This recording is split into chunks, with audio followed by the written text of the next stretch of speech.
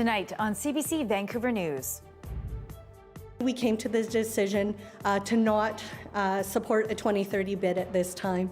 Bye-bye to the Olympics bid. The BC government says no to 2030, dashing the hopes of the 4 host First Nations. And there's a lot of stress. I'm a year down the road, I'm still having nightmares. Victims of last year's devastating floods plead for more government support as another storm lashes the Lower Mainland. Also, they don't understand what it takes to support the birds that we have. They don't understand what it takes to support the different mammals and the ungulates and the different wildlife species that we have. criticisms against BC's forestry industry from a sitting MLA. We take a deeper look at what's being harvested and who's responsible. This is CBC Vancouver News.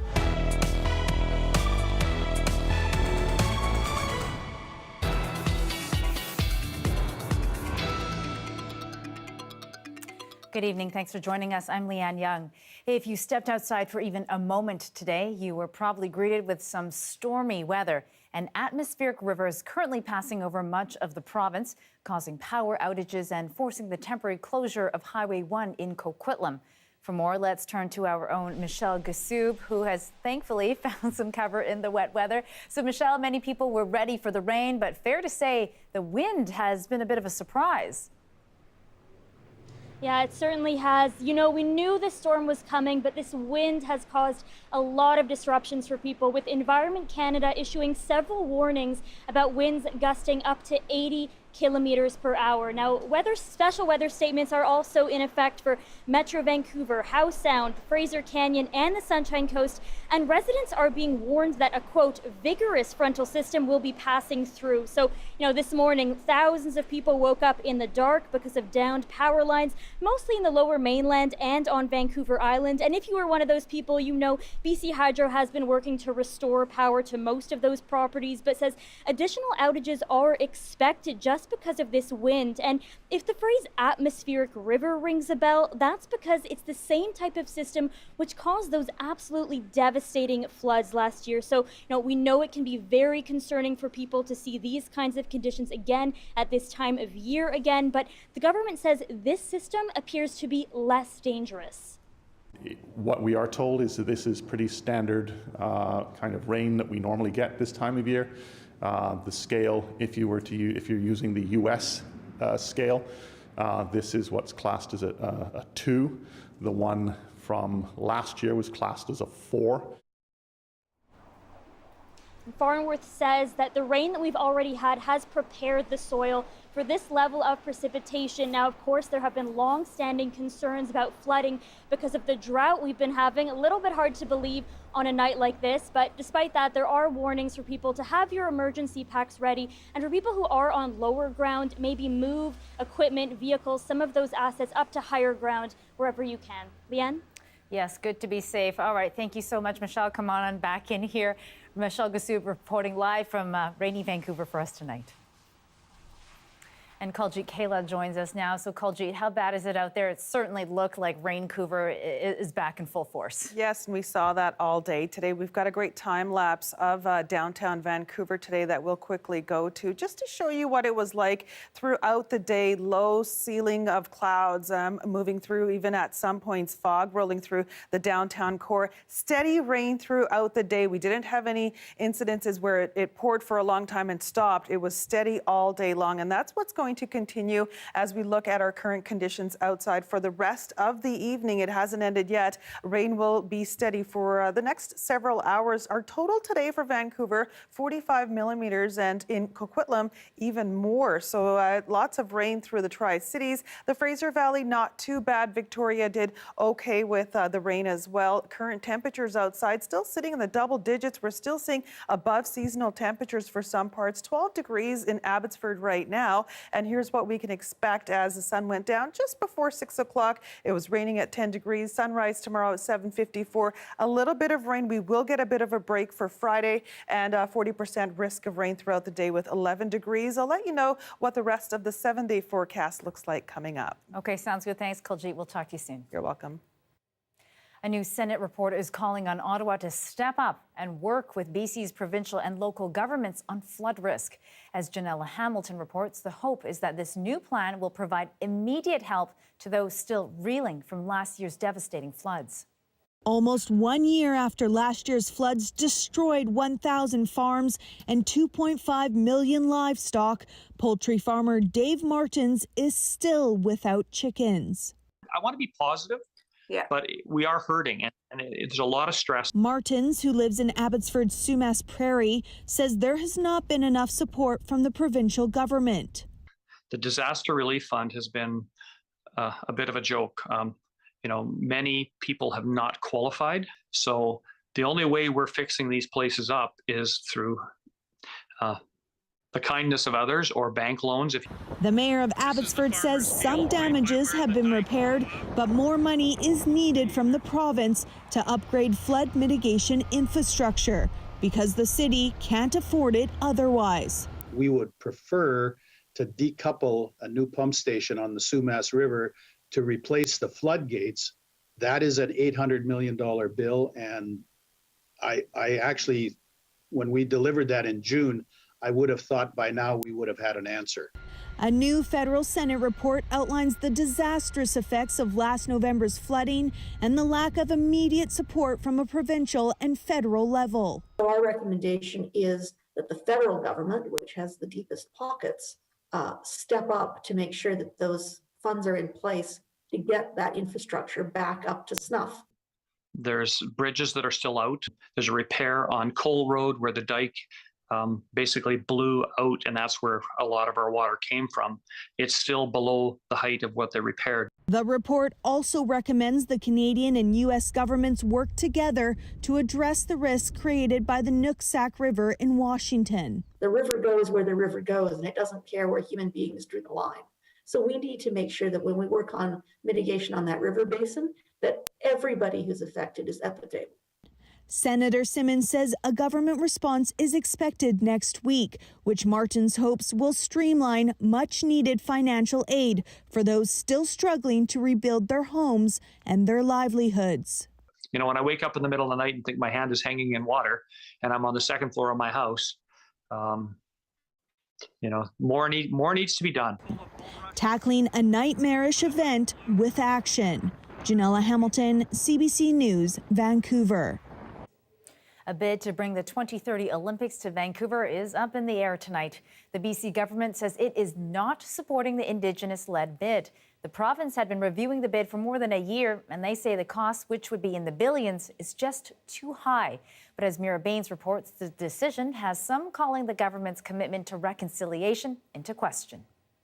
High hopes for an Indigenous-led bid for the 2030 Olympic and Paralympic Games fizzled today. The bid by 4 host nations, Lil'wat, Squamish, Musqueam, and Tsleil-Waututh, is facing collapsing support. Ultimately, we came to the decision to not support a 2030 bid at this time. Minister of Tourism Lisa Baer says the hard costs for BC's involvement in the 2030 Olympic bid are about $1.2 billion. And government had to take a look at that bid and weigh it, its costs, its risks, its potential benefits against government priorities like healthcare, like public safety, like investing in the cost of living. Vancouver. She says BC has already committed to hosting the 2026 FIFA World Cup and the 2025 Invictus Games. However, Baer says the costs of the bid would jeopardize the government's ability to deal with pressures facing the province. The chief of the Musqueam First Nation says it had wanted to hold a meeting with David Eby, soon to be premier, and the new mayor of Vancouver to talk about any concerns with the bid. Upset with the news, but more really upset with a lack of respect that the provincial government showed to our community and to the host nations. This kind of sidetracked and kind of hit us with a left hook. The federal minister of sport says the ministry will continue working with all parties on other sporting opportunities. In a statement, Minister Pascal Saint-Onge said this bid could have set an important and groundbreaking precedent for future games in terms of reconciliation, sustainability, and inclusivity. The opposition BC Liberals also pointed to the province's move as a lost opportunity. It doesn't really reflect a government that actually practices what it preaches when it comes to reconciliation. The economic opportunities for First Nations and for all British Columbians with this Olympic bid are significant. The municipalities of Vancouver and Whistler have both said they're disappointed with the decision. The 4 host nations, the Canadian Olympic Committee, and the Canadian Paralympic Committee will be holding a news conference Friday. Mira Baines, CBC News, Victoria. And we're learning more about when BC NDP leader David Eby will be officially named Premier of the province. Eby will be sworn in on November 18th. BC Lieutenant Governor Janet Austin met with Premier John Horgan and accepted his advice that David Eby become the next Premier. Horgan revealed plans to retire after undergoing treatment for throat cancer. Eby has been pushing to be sworn in during this current sitting of the government, which ends next month. New documents show Canada's civilian spy service considered whether First Nations activists supporting Wet'suwet'en should be considered terrorists. The declassified documents show starting in early 2020, Census assessed whether Indigenous activists who disrupt trains should be classed as a terrorist threat. The decision would have considered them a threat alongside the likes of Al-Qaeda and ISIS. But Census eventually decided the label would not meet legal challenges after probing the issue in secret. The latest census data shows how Canada has been attracting immigrants from all over the world, including many here to BC. Much of the immigration in the last 5 years has come from India. Our Saurabh Sandhu spoke to some recent arrivals about what motivated them to choose Canada as their new home. Deepti and Vishal came to Canada from India 4 years ago. They both left behind well-earning IT jobs in a metropolitan city in search of a better life and a more rewarding career. We say that it is a 9-to-5 job, but it used to extend and we used to work till 10 o'clock in the night and it was a very normal thing to do. But it was not just the work-life balance that attracted the couple to Canada. Your affordability definitely increases here rather than like in what you can afford in India. From 2016 to 2021, Canada drew maximum immigrants from India at 18.6%, followed by Philippines and China. 90% of the new immigrants chose to settle in a bigger city with population of more than 100,000 people, with Toronto, Montreal and Vancouver topping the list. Shivinder Kang immigrated to Canada in 2014 from India, where he had a secure government job. He was initially reluctant to give it up. Returning to the country in 2016, things did not go as expected, and so he returned to Canada in 2019 for good. And I drew the line, told my family, we got to go back. We got to start again and live the life that we were destined to live. According to the latest census data, immigrants now make 29% of the BC's population. That's higher than the national average of 23%. A big number of the new immigrants to Canada in last few years have been the international students. They do not see a bright career in their home country, right? So they see that rather than studying here and then finding no job, so struggling for a couple of years, why don't we just start our careers back here in Canada and then we can grow our careers over there. However, when it came to Vancouver, climate was a big factor for many of the immigrants. So this is the best place to be in, like if you say like Canada's like a tropical place, I can say. Like I always say, you don't have to shovel water. People love to call Vancouver a rainforest. I don't mind the rain. For people like Shivinder, coming to Canada has resulted in new confidence. It's the acceptance of an immigrant in the society which makes the transition easier. Saurabh Sandhu, CBC News, Vancouver.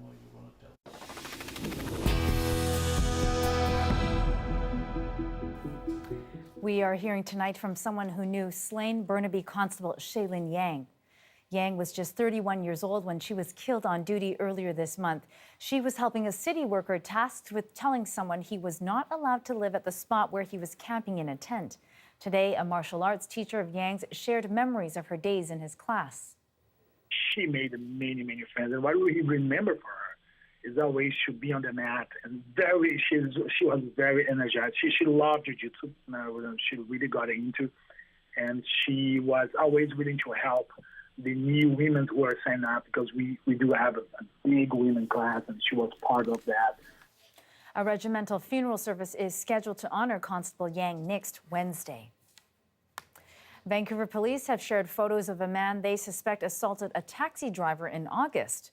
Police say the assault happened after the driver picked up a man near the Commercial's Broadway SkyTrain station. The suspect assaulted the driver while inside the taxi, leaving him with serious injuries before fleeing the scene. VPD say they've been unable to identify the suspect, and they're asking now for your help.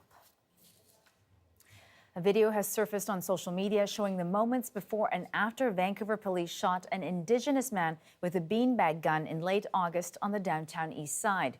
Following this incident, police say Chris M. Yacht was taken into custody, went into distress, and died. And a warning, some viewers may find this video disturbing. The 3.5-minute clip shows M. Yacht naked and pouring what appears to be milk over his head. Some text appears on the screen from the poster. Witnesses say Yacht was in distress from a bear mace attack and was attempting to relieve the burning sensation by removing his clothes and dousing himself in milk. Police attend and approach Yacht, who walks away. An officer points a long gun towards him, who then falls towards the ground. Yacht's cousin told CBC she's grateful the video exists because it answers a lot of questions about what happened to the 42-year-old father of 8's last moments. You know, it's one thing to read statements that were collected by Vandu and the Pivot Legal Society from witnesses that day, but when I came across it, it brought a lot of shame. You know, there was no dignity for him in it, and you could see the panic. You could see the panic in his actions, and he was afraid, you know, and he was alone. The Independent Investigations Office, meanwhile, say until CBC News shared the video with them Thursday morning, they had no knowledge of its existence. That type of video helps us corroborate or not corroborate some other statements that we have received about how the individual was acting and what he was doing prior to the arrival of police.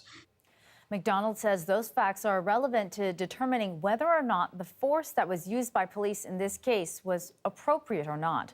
The Vancouver Police Department has not commented on the video.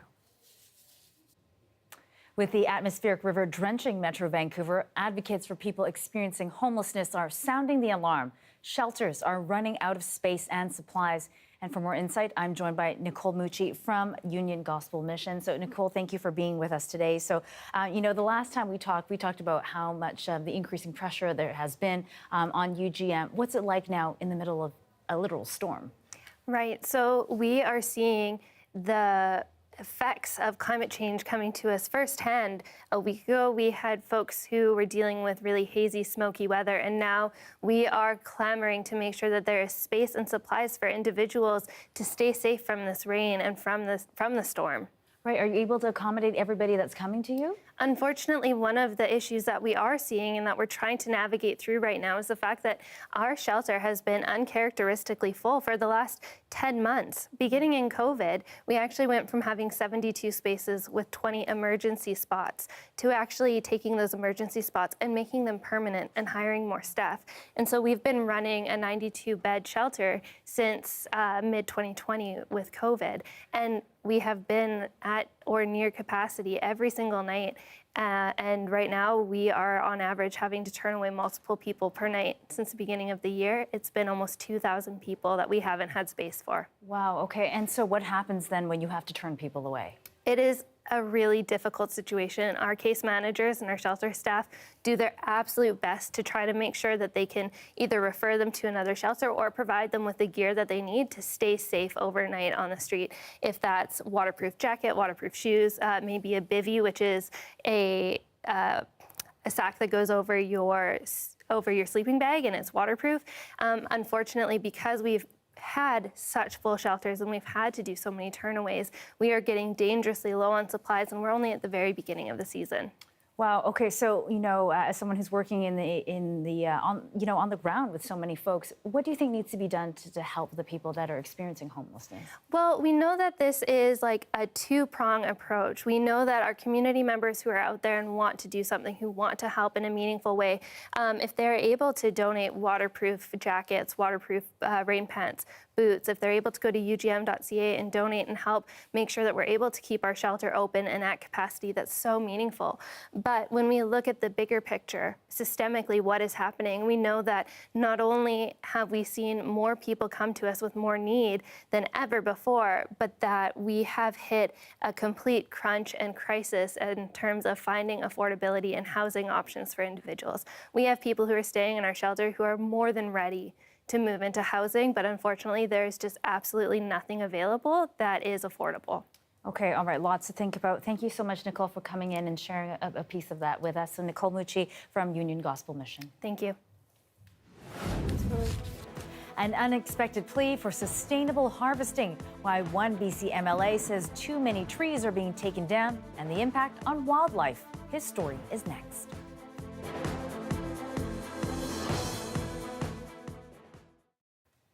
And thanks for watching our commercial-free live stream.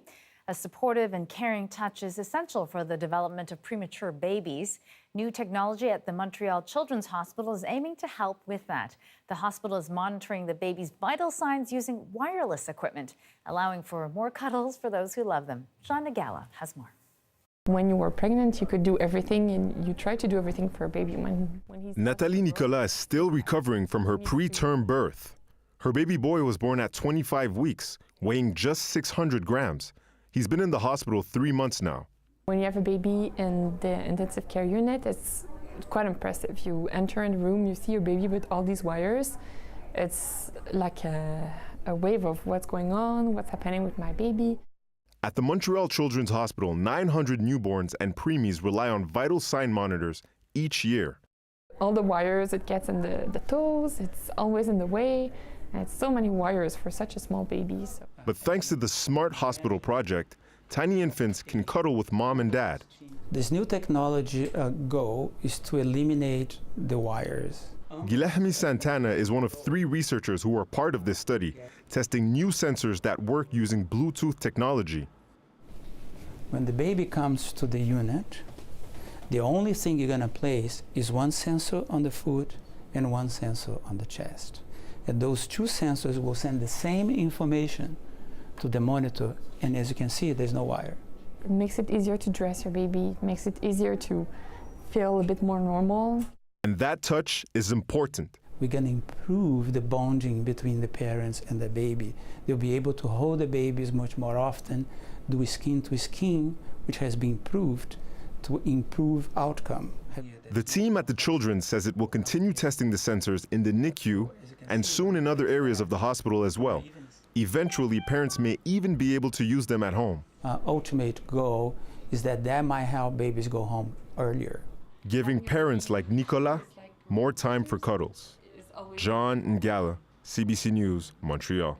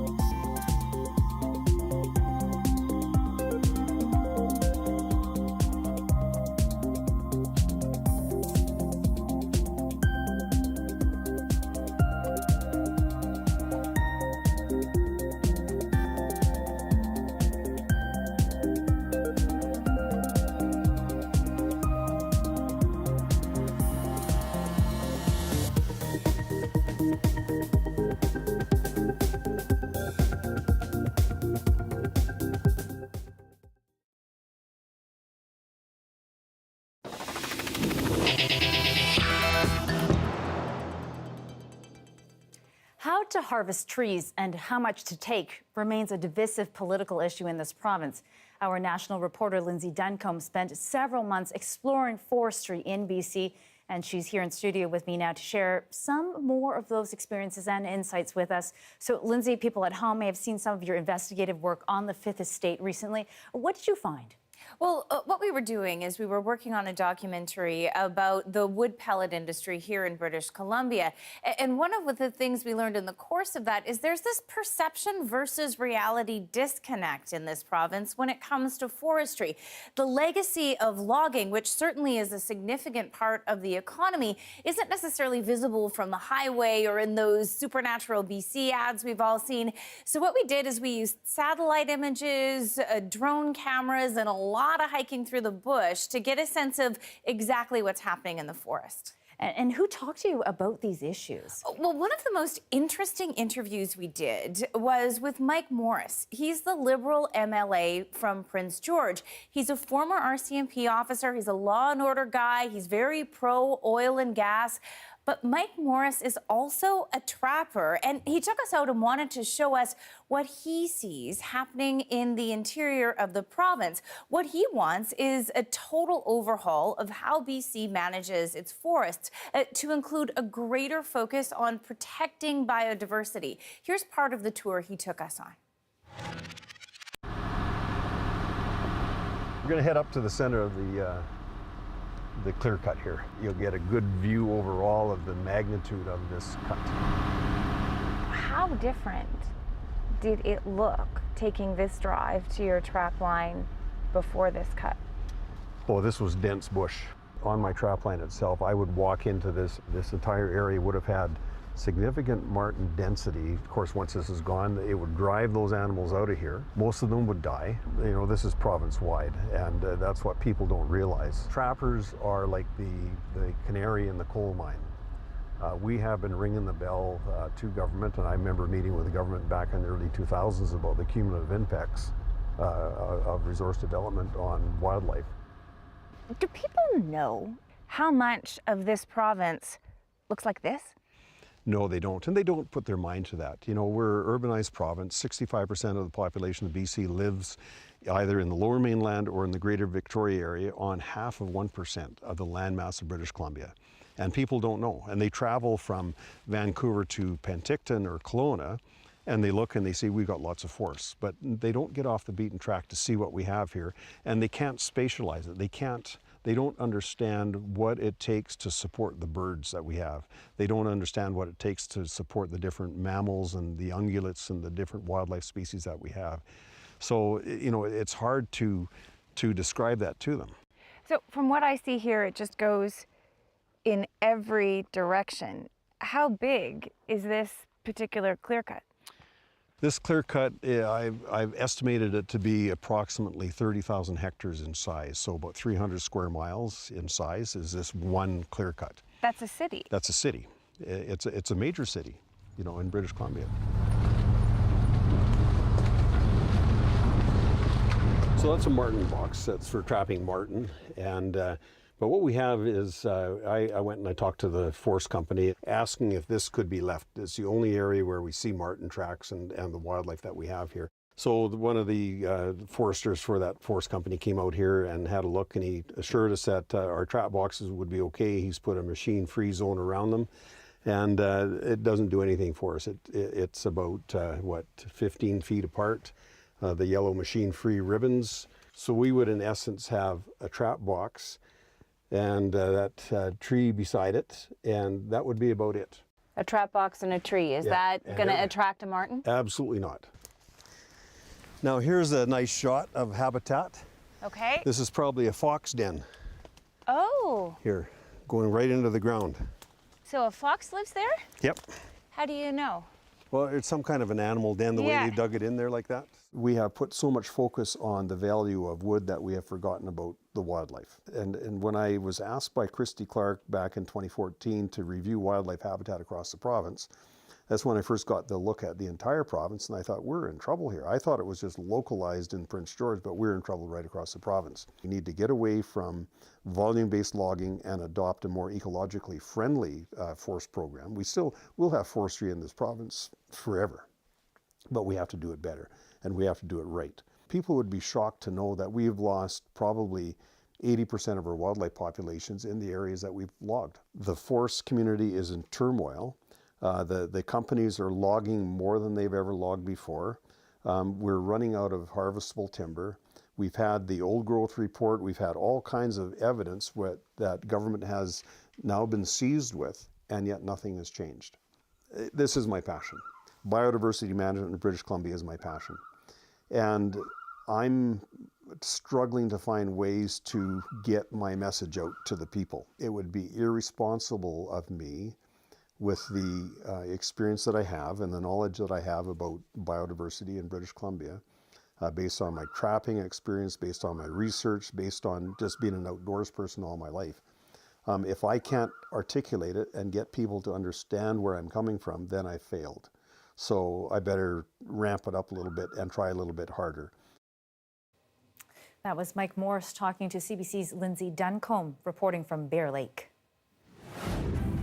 Canada's food banks are feeling the strain thanks to the recent rise in grocery prices. But while they're being used more than ever in communities from coast to coast, not all Canadians are affected by hunger equally. We'll explain next.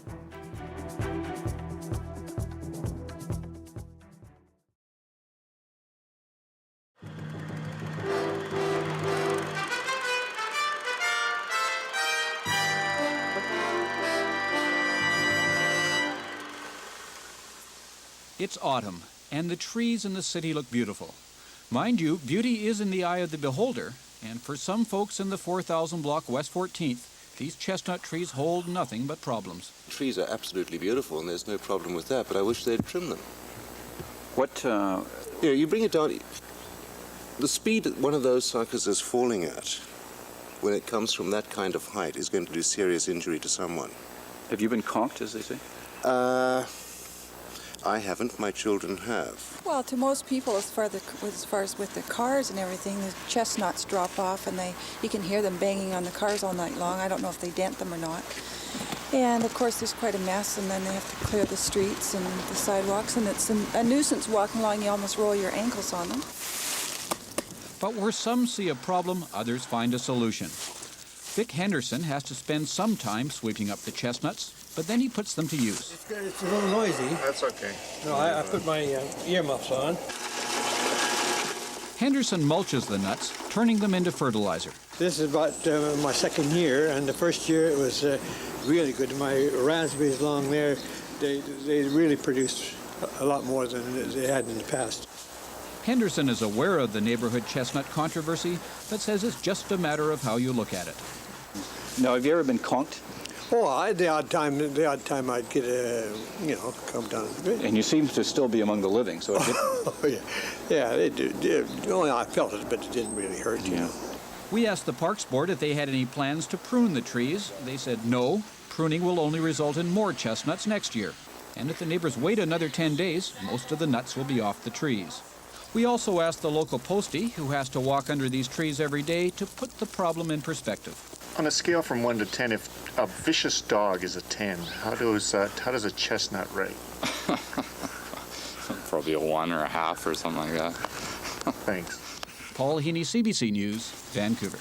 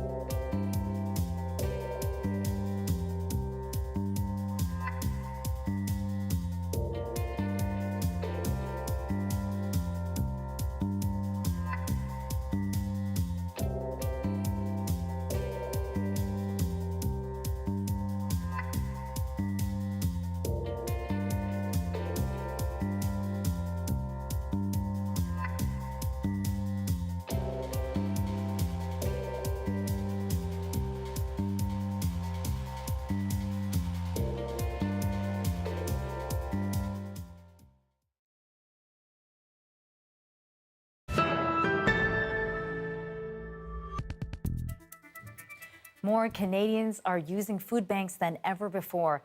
That's according to a new report from Food Banks Canada. Julia Wong breaks down the numbers and looks at who needs help most. The hum of activity is pretty much constant at food banks across the country. There were close to 1.5 million visits to them this past March, a 15% increase from the year before, and a 35% jump from before the pandemic. Inflation and the cost of living has climbed so much that people can't afford to purchase food or pay their rents, but it's also showing that we've got a broken social safety net. So we've got people who should be supported who are no longer able to make ends meet. Some of the stuff we go to the food bank. It's a reality Linda Jodin knows all too well. The 72-year-old Edmonton woman is part of a growing number of seniors turning to food banks. The rent's gone up and the inflation's gone up. So it's kind of hard sometimes to make ends meet. Nationally, food banks are swamped. More than 45% of clients are from single adult households. 1 in 3 are children. And more than 7% are post-secondary students, an increase from 5% 3 years ago. Other organizations are stepping in to help, like this one that delivers meals to those in need. Usually people who are kind of middle-aged, people who are in charge of families. There are seniors, there are also parents who have children who need food to support their families. Alicia Emberley is a stay-at-home mom with 4 kids. She never thought she would need to use the food bank. There's a lot of things that we can't afford to be getting for our children because I can't afford to pay the prices for everything that's gone up. Yeah. Quinn Wade started this free pantry box during the pandemic. There are many like it across the country. Neighborhood residents fill them with non-perishables, and it's open to anyone. No paperwork required, no questions asked. I'm starting to realize now that it's a never-ending thing. This isn't a pandemic thing, it's a never-ending thing. We need all different types of solutions, and we really need everyone in this country to care about the level of need. So all Canadians have food on the table. Julia Wong, CBC News, Edmonton. More insight today into police concerns during the protest in Ottawa last winter. 10 days before the Ottawa police chief resigned, the head of the RCMP wrote that the federal government was losing confidence in the local force. Rafi Boudjikanian has the latest on the inquiry into the use of the Emergencies Act. By February 5th, the protest convoy was so entrenched in downtown Ottawa, there were bouncy castles steps from the House of Commons. But behind the scenes, police chiefs were getting jumpy too. Between you and I only, RCMP Commissioner Brenda Lucky wrote to her Ontario Provincial Police counterpart Thomas Carrick, the Government of Canada losing/lost confidence in Ottawa Police Service. We gotta get to safe action/enforcement. And if they go to the Emergencies Act, you or I may be brought in to lead. Not something I want. In testimony today, Carrick said at the time his force was also watching the takeover of the Ambassador Bridge in Windsor, a blockade the OPP helped Windsor Police resolve without the Emergencies Act. We did agree to assist, but it was with a clear understanding that although it was a unified command, that we would be in charge of the development and execution of the plan. As the convoy in the capital stayed entrenched, Carrick said he was about to offer to help local police there. I had undertaken the task of speaking with Chief Slowly when he was free to ask if he would consider, if he needed or was willing to allow us to assume command and control if we were not able to move the plan forward. Slowly wound up resigning before that conversation happened. It's not the first day his name has come up in testimony. Neither is Carrick the first witness to suggest the former Ottawa police chief did not want to give up control to other forces. Slowly is expected to take the stand Friday. Rafi Boudjikanian, CBC News, Ottawa. New Russian missile strikes have hit the region around the Ukrainian capital, Kyiv, and further south near Zaporizhzhia. It's home of Europe's largest nuclear power plant. Ukraine President Volodymyr Zelensky publicly thanked the country's power workers for keeping the plant running despite the fighting. In the south central part of the country, Ukraine's military is bracing for a major fight to reclaim Kherson. Officials say there is official evidence Russian forces are reinforcing their shaky hold on the region. A major evacuation is underway, and so far, 70,000 people have been moved out of the area. It's the only major city Russian forces were able to capture in its early days of its invasion, and there's lots of evidence that indicates it has been hard for them to hold it. U.S. Secretary of State Antony Blinken is on his first official visit to Ottawa. He's meeting with Prime Minister Justin Trudeau and other Canadian officials over 2 days. As Evan Dyer explains, they'll be discussing a wide range of topics, including border security, Arctic sovereignty, and the war in Ukraine. U.S. Secretary of State Antony Blinken toured a Ukrainian cafe this morning with his Canadian counterpart. But the real purpose of this visit was to ask for Canadian help on another crisis closer to home: Haiti's descent into anarchy. Ordinary Haitians now face the threat of starvation and the return of a deadly cholera epidemic in a country where gangs have taken over more than half of the capital. Gang leader Jimmy Barbecue Cherizier has shown no sign of backing down since he was sanctioned by the UN Security Council last week. His followers have built blockades of trenches and shipping containers around Haiti's port, cutting off the flow of oil that Haiti depends on for both transport and electricity. The Biden administration, facing tough midterms, has been dropping heavy hints it would like to see Canada lead an intervention to restore basic security in Haiti. The Americans have asked Canada, as well as other countries, to be involved in this, just as the UN has asked us, just as Haiti has asked.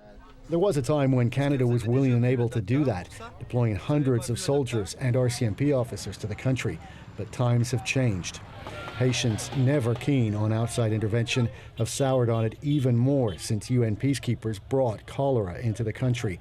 And Haiti is now awash with guns. There is no peace to keep. We're more or less shut down again. Canadian businessman Tom Adamson has lived and worked in Haiti for 44 years. The gangs are living in neighborhoods with other people who are innocent, who are not members of the gangs, but live in very close proximity. And so it could, there would be collateral damage, I'm sure. If Blinken was hoping to recruit Canada to lead an armed mission, today he had to content himself with a Canadian fact-finding mission to explore what Canada might do. And Canada's foreign minister seemed keen for Canada to share the burden with others. We need to make sure that it is, yes, Canada and U.S. collaborating with the Haitians, but also with many other countries. 10 days ago, Canada sent armored vehicles and other supplies to the Haitian police. But so far, no country has volunteered a single soldier for the kind of fighting force the Haitian government is requesting. Evan Dyer, CBC News, Ottawa. An academic who studied at 2 Canadian universities has been arrested in Norway for being a spy. It's alleged he was planted by Russia, earned a degree, then worked his way into national security research before being picked up by Norwegian intelligence. Aaron Collins has the details. High above the Arctic Circle, not where you'd expect to find an alleged secret agent. I liked him. He was a nice guy. He was clever. He was witty. He may also be a spy. This man with a Brazilian passport arrested this week in Norway, accused by security officials of being a Russian agent researching Arctic security at this university, a post he got after completing his studies in Canada. I sort of took a chance on him, largely because of the connection I have with some of the professors at the university there. Those connections are from the University of Calgary, home to the Centre for Military Security and Strategic Studies. Jose Giamaria spent 2 years here, blending in, earning a master's degree in 2018. A tactic the Kremlin has long used to hide sleeper agents in Western universities. It can invest in 100 of these agents, and it's not very expensive to do so. If one reaps some rewards, that's an easy investment for them to make. Giamaria also studied in Ottawa at Carleton University. While there, he door-knocked for an NDP candidate in the 2015 federal election. I thought this was a Brazilian, really smart student who came to work with us, and now I'm hearing that I was infiltrated by a Russian spy. A Canada spy agency won't say if they knew about Giamaria, writing in a statement that there are important limits to what CSIS can confirm or deny. Still, some experts say Canada needs tighter rules for vetting foreign university students. He is an individual who was gallivanting about the University of Calgary for quite some time, it would appear, before they made their way to Norway. And it takes Norwegian intelligence to pick him up. Norway's prime minister agrees tougher checks for academics are needed, especially for those from non-NATO countries, a move that may mean more as tensions with Russia ramp up. Here at the University of Calgary, administrators and professors aren't talking, staying silent about the time they spent with an alleged spy in their midst. Aaron Collins, CBC News, Calgary. Qatar's upcoming World Cup is courting more controversy. The Australian team releasing a protest video ahead, pointing fingers at the host nation. But will Soccer Canada follow suit? We'll take you inside the latest scuffle. And you're looking at a live shot of BC Place. That beautiful red roof is hiding the very wet weather that's taking place outside right now. Kuljeet Kaila will be back with us with your full forecast for the rest of the week. Stay with us.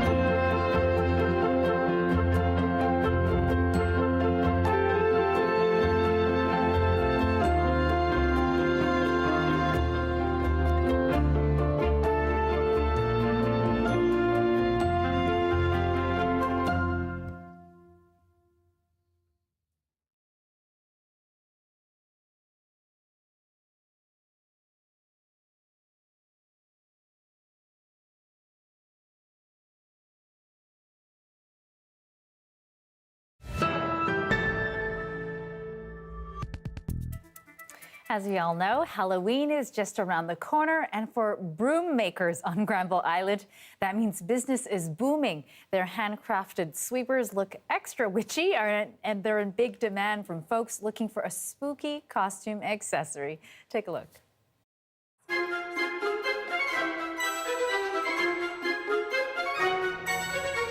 I make handcrafted brooms. It's an old tradition that originally goes back to the Shakers on the East Coast. So we build them in the Shaker tradition, but it's something I just grew up with and learned from my parents.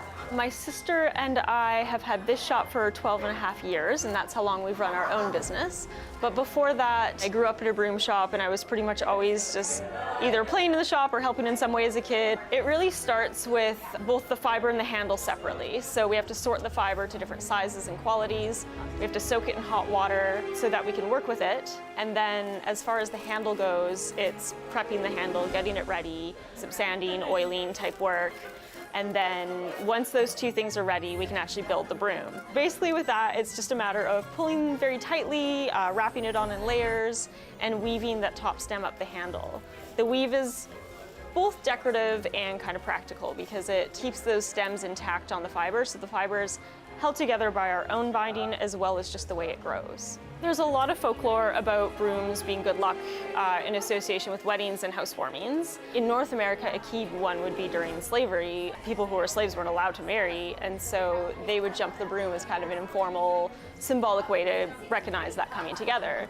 So that is often still used today to kind of pay respects to your ancestors. So these brooms are probably our witchiest, partly because they're the old style, so they have the round untrimmed ends, and that's kind of what people recognize as your good flying broom.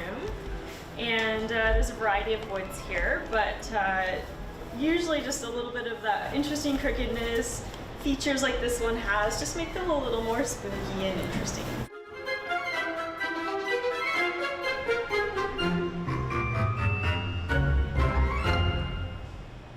You know, I've always wondered about that store, but that was very cool to see. You've never been? I have not gone inside, no. But I hear you're a fan. I am, and they have different sized brooms, ones that you can for just like small areas. But I was intrigued by that store because it reminded me of brooms that I saw in India over the years. Very in cool. homes, so okay. Very cool store. Yeah, that is a cool store. Yeah, their brooms can get kind of pricey. I did look them up on their website after. That was cool. All right, Kuljeet, what are we looking at on the weather front? A big sweep of rain continues, I guess. That's my little segue. It started today. Lots of rain today. We get a bit of a break tomorrow as we look at our systems forecast. And then by Saturday afternoon, one more big sweep of rain as the frontal system makes its way in from Alaska across the south coast, the central coast, and the north coast as well for BC. Also getting Greater Victoria this time and all of Vancouver Island as well. Current temperatures outside right now still sitting in the double digits. We saw some above seasonal temperatures again today despite all this rain and wind. 11 degrees in Vancouver at the airport, 10 degrees on the North Shore, and 12 degrees out in the Fraser Valley for Abbotsford. Now, these are the above seasonal temperatures around the province that we're still seeing. 15 degrees was the high in Nanaimo today. Should be around 12 degrees. So we're still seeing that. Things will start to cool down in the next few days. Tomorrow's forecast only bringing sunshine for the Caribou region in Prince George and Williams Lake. Otherwise, it's rain for the rest of BC tomorrow. Wet and windy conditions will continue for the south coast. Tonight, by the end of tonight, we'll have had 45 millimeters of rain. Wind still kicking up to about 50 kilometers an hour. A big break on Friday, and then it comes right back for Saturday and Sunday, up to 90 millimeters of rain over the weekend. Get those gum boots out. You're really going to need them for the weekend. It'll die down a little bit for Halloween Monday, so hopefully trick-or-treating won't be too soggy. Dry conditions for midweek and back to the rain by the end of next week. Leanne? All right. Thank you so much, Kuljeet. I've got the gum boots, but, you know, I've still been trying to sneak in the sneakers where I can. Yeah, me too. All right. Thank you so much. You're welcome. The Australian men's soccer team is speaking out against the World Cup host country, Qatar. In a video, players point to its poor human rights record. Thomas Degla looks at their message and what, if anything, Canada is doing. For a huge event soon to be held in an autocracy, small gestures are speaking volumes. like this selfie-style video posted by Australia's World Cup team, the first to speak so openly about their concerns over human rights. The decision to host the World Cup in Qatar has resulted in the suffering and in the harm of countless of our fellow workers. We fully support the rights of the LGBTI plus people, but in Qatar, people are not free to love the person that they choose. Some European team captains plan to wear armbands with rainbow hearts, while Denmark's all-black jersey was itself designed as a form of protest. But from its Ottawa headquarters, Canada Soccer remains conspicuously silent. I can't say as to why the Canadian soccer team has not spoken up. I would say it's not only surprising, but highly disappointing. After scores of migrants endured hellish, even fatal conditions to build World Cup stadiums, human rights groups are demanding Qatar and FIFA pay compensation. These human rights abuses have happened and continue to happen. Several Western soccer federations back the plan for reparations. Even the Canadian fan club, the Voyageurs, support the need to make amends to workers who have died to make this event happen. We call on Canada Soccer to make this same proclamation. Canadian striker Lucas Cavallini says controversies off the field haven't even come up in conversations with teammates. We're there to compete in a tournament, so that's basically all we need to focus on. As for Canada's Soccer Federation, they're promising fans daily parties in a 5-star Doha hotel, banking on Qatar's glitz with no mention of its dark side. Thomas Dagg, CBC News, Toronto. Halloween is going to the dogs. The pooch parade of creepy canines. That's next.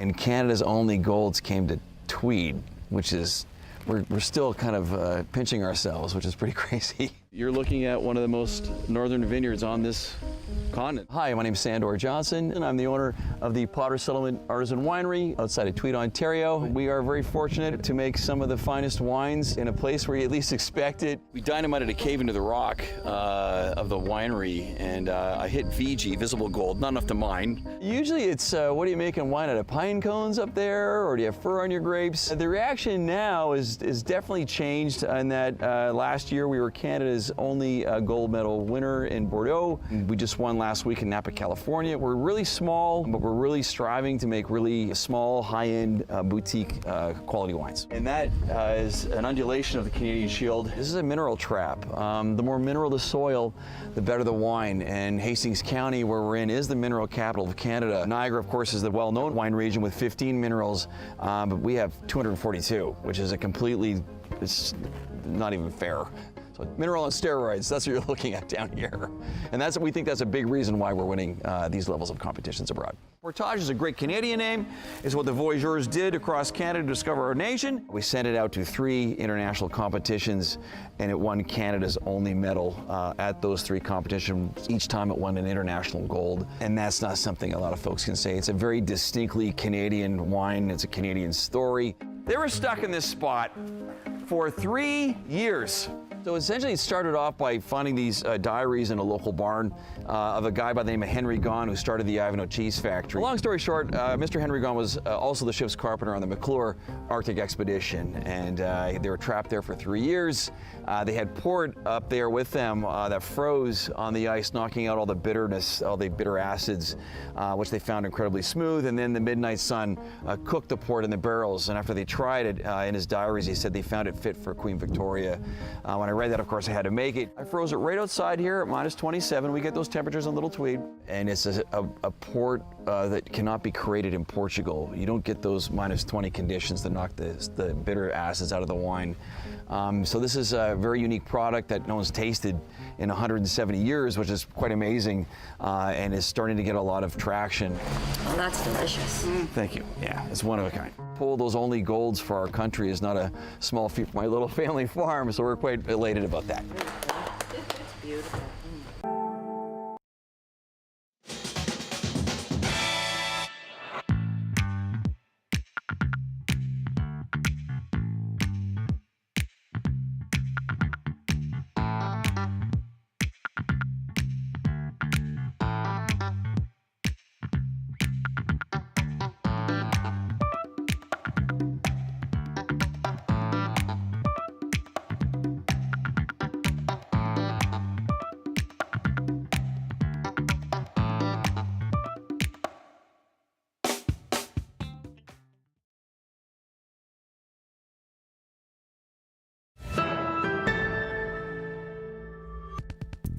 Halloween is right around the corner, but it's not just little ghouls and goblins getting into costume.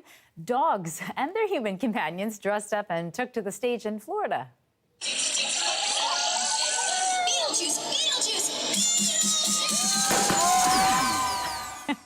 Their appearance was part of a costume festival in Key West. The theme of this year's festival, cult classics and cartoon chaos. Costumes on display range from pirates and mermaids, rock stars and unicorns to characters from the movies Beetlejuice and the Rocky Horror Picture Show. The Masquerade of Merriment wasn't just for fun. Proceeds will benefit a local animal welfare charity. Oh, that's so much fun. All right, that's it for us this very rainy Thursday night. Thank you for being with us on CBC News at 6. And a reminder to join us on CBC Gem. Download that app. That's free. If you haven't done so already, we're on there as well as lots of other shows. And Michelle Kasub will be back here in our studio at 11 p.m. after the National. And I'll be back here tomorrow at 6. Have a good night.